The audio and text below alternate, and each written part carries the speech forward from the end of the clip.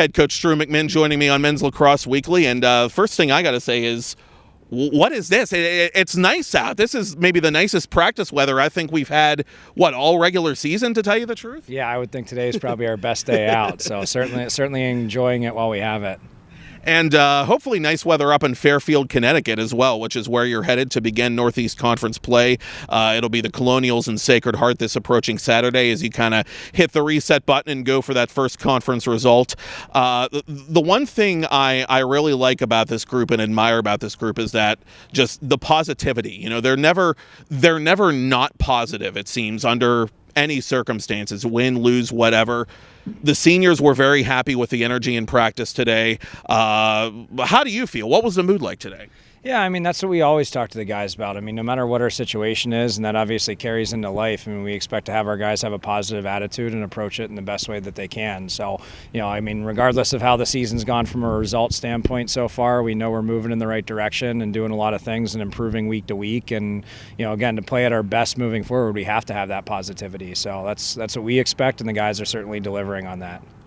One thing I noticed prior to Tuesday's game, and I'm kicking myself for not asking about this sooner, but the team has a really neat tradition where when it runs onto the field to take warm-ups before the game, there is a player, and it's a different player every game, bearing an American flag as you guys run onto the field. Can you kind of Alex Cash was telling me a little about what that is, but for those who don't know, maybe we can tell them about the tradition that you guys have there. Yeah, absolutely, man. I mean, that's been the last 3 years. I mean, it's a special tradition for our program now. It was Joe Sewell, one of our alumni, who had actually flown with that in the military and delivered that, you know, along with a piece that we have in our locker room that, you know, is really special for him to come back and, you know, contribute that to the program. And we made it something that we choose a guy who really is, you know, hitting the intangibles every week with, you know, work ethic and attitude and the things that we demand on a daily basis, and something that Joe brought to the table every day. It's just proud to, you know, to have him still have that impact on our program and continue that tradition, because it was pretty special when he came back and delivered it to the team a few years ago when he had gotten back here. And,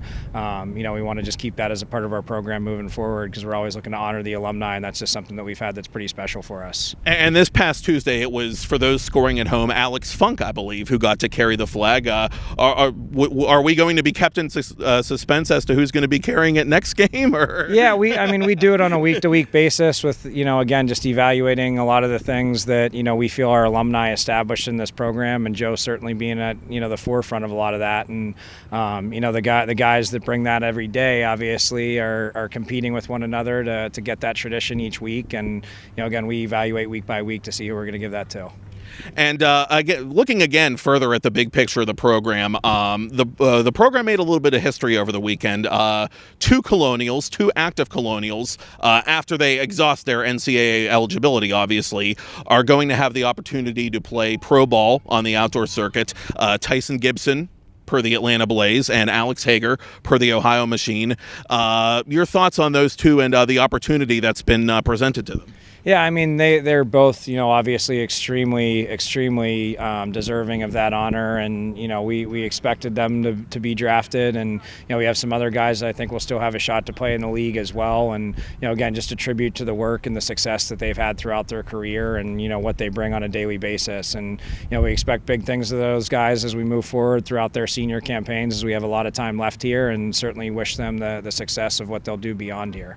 And Tyson, every time I talk to him, is very modest about his own individual success, and that was no different on Tuesday, coming off the 8-point game he had against Marquette, which is very rare. Again, if you look back at the bigger picture of Robert Morris history, he's one of the top point producers in the conference. He's continued to produce at a very high level, game after game after game. Again, even if the team isn't getting the results, he's always there. He's always finding a way to contribute. How do you think he does it?